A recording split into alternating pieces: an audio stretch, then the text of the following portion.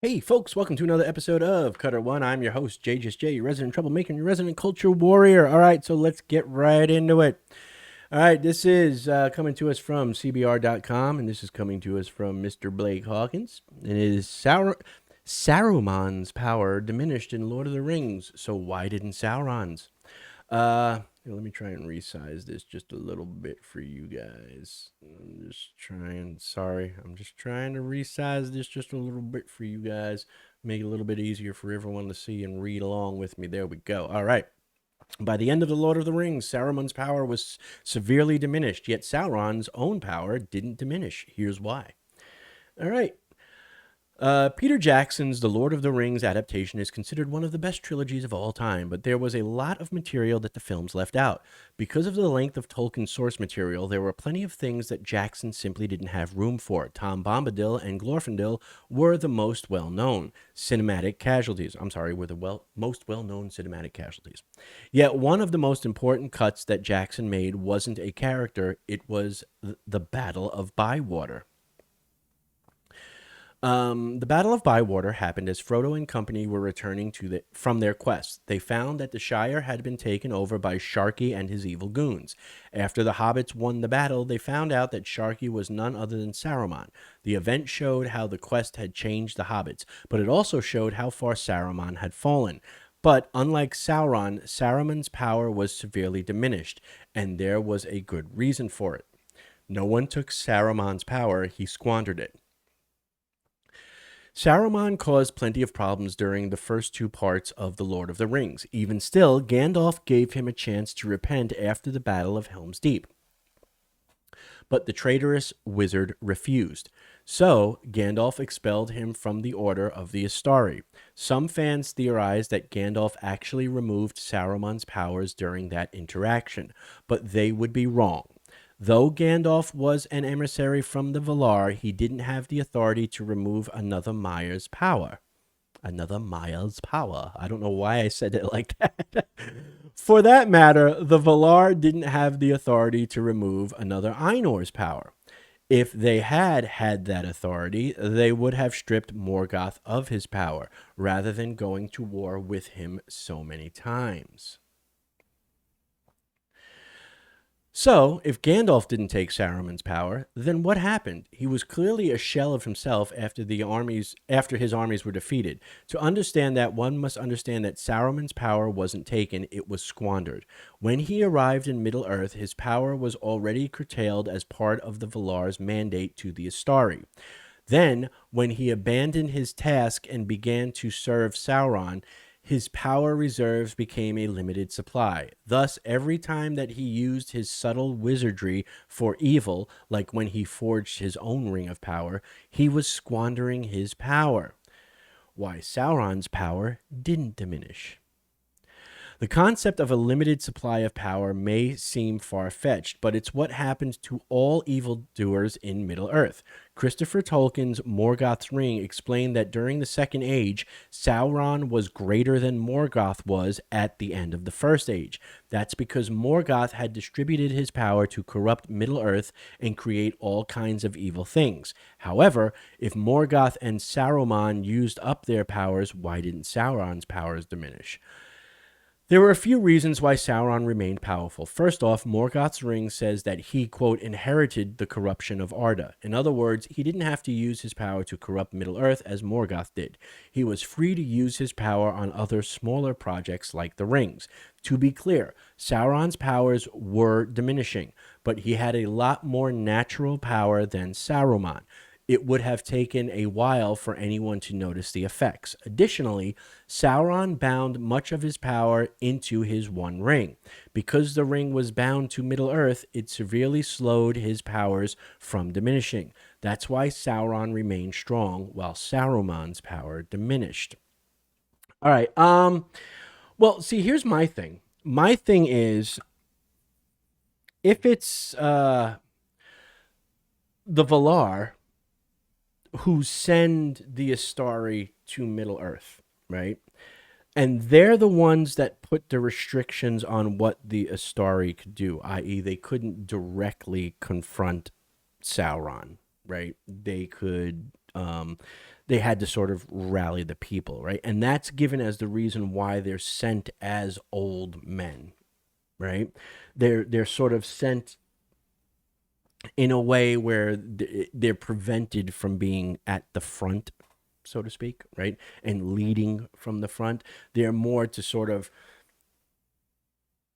you know, gather the good folk that wish to resist Sauron and his influence, and sort of provide them with guidance and sort of moral support, and things of that nature, as opposed to directly going out and like, don't worry, I'll fight Sauron for you.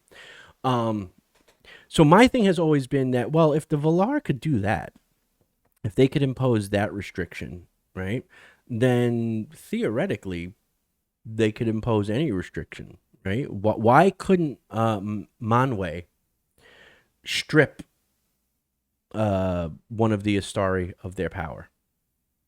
Um, and listen, I haven't read every book in the Legendarium. I've read enough, but I haven't read every book. So, I mean, enlighten me if somebody knows. Like, what would prevent Manwë from stepping in and stripping Saruman of his power? Blake seems to think that Manwë can't do it. Now, I could see Manwë not being able to strip a Maiar, like not being able to strip Sauron of his power, right?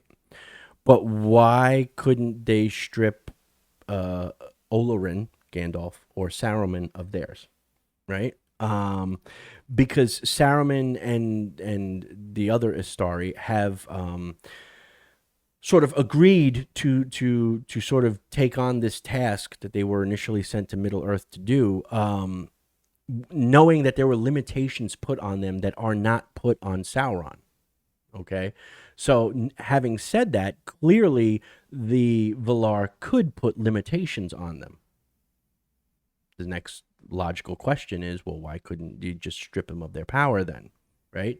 Having said that, the other reason why I think Sauron's power didn't diminish in the same way that Saruman's did was a couple of factors. One is that Sauron's power was put into the ring, which I want to say he had, but obviously he didn't during Lord of the Rings, at least for the majority of it, right? But his power was bound up in the ring. That's where he put all his malice, all his will to dominate and to corrupt. Okay, his essence was put into the ring, which is why, in order to defeat him, you had to destroy the ring. Because as long as the ring existed, okay, you would never be able to actually defeat Sauron. Okay, I think that's pretty clear to anybody who's read the books. So I think that's 90% of it. As far as squandering this, and maybe I'm wrong, and maybe I'm just not remembering. I don't remember there being a sort of like limited battery charge to how much power the Astari had. Now, there may have been like they certain things they couldn't do, i.e., they couldn't directly enter into conflict against Sauron, right? But I mean, we see Gandalf, even just in the movies, just take the movies for a second. Gandalf is using his powers in a much, much more expensive way, if you were. We see it when he's holding back the fell beasts that are chasing Faramir, right, and them out of Osgiliath. We see him when he's fighting the Balrog, although that doesn't count because technically he dies and comes back as Gandalf the White. But even as Gandalf the White, we see him drive back the fell beasts and the Nazgul that are chasing Faramir, right, and them out of Osgiliath. We see him directly take on the Witch King during the Battle of Pelennor Fields, and that whole meeting at the door portion. So I mean, Gandalf tends to use. You see him using his powers, at least in the films, right? And I'm just limiting the discussion right now to the film. You see him using his power more often than you see Saruman. You see Saruman using the Palantir, right?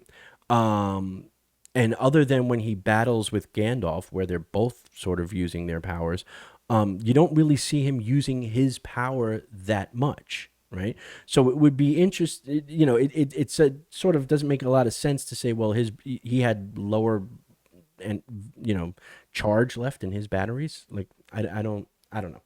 It just doesn't make a whole lot of sense to me. I don't see the logic in the argument that Blake is trying to make here.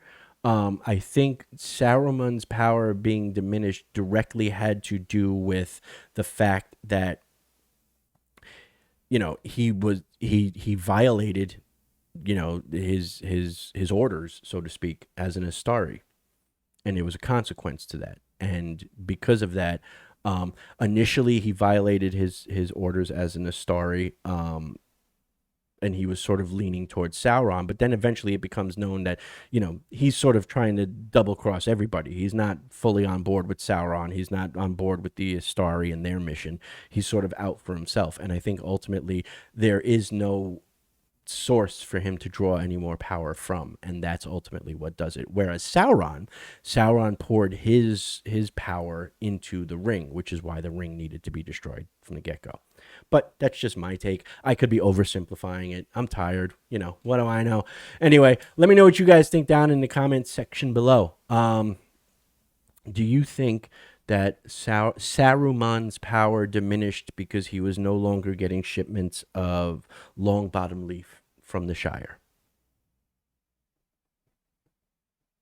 Let me know what you think down in the comment section below. I don't know. I'm just being goofy at this point. I'm tired.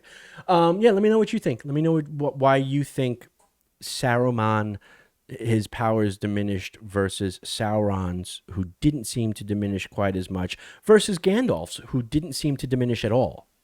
Right, that's sort of left out of the article. Is what about Gandalf's? Gandalf's didn't seem to diminish at all. He didn't seem to have the same limited battery life that the rest of them had. But, let me know what you think down in the comment section below. Remember, if you like the video, then like the video. If you want to share the video, then share the video. It helps us get seen, and it helps us with the YouTube algorithm. If you haven't subscribed yet, I would hope that you would consider turning that red subscribe button gray, because you'll be joining the army of beautiful badasses. And we have cake, and we do cool shit, and we talk on Discord, which that link will be down in the description below too. And we talk about all sorts of fantasy stuff, whether it's Dungeons and Dragons, Dragonlance, Elder Scrolls, Tolkien, all of it. We cover all of that stuff, as well as writing and world building and artistic endeavors and stuff. So come on over and join us on the Discord. It's fun. If you are a returning subscriber and viewer, as always, I thank you from the bottom of my heart. It means the world to me. You guys and gals are the reasons why I do this. All right, folks, that's going to do it for me. I think I'm going to hit the rack because I am tired. All right, folks, until the next one, remember to be good, be awesome, be safe, but more importantly, stay more dorkish. I'll see you in the next one. Peace.